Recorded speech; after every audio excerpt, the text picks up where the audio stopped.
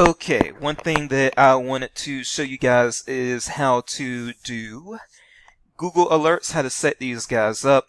Again, they're very easy to set up.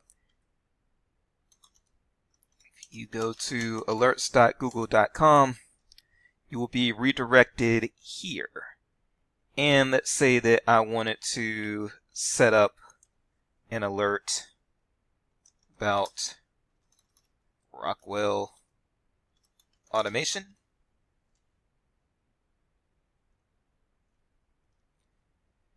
I can type that in, then I can select show options. I have options for how often I get alerts, maybe as it happens, if you want the breaking news, or you can create a digest.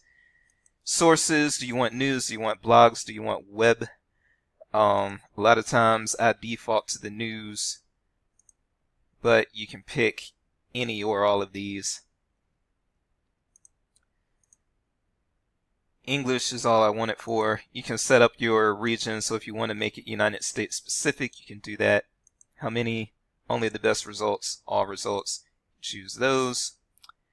And then after that, you can just create the alert.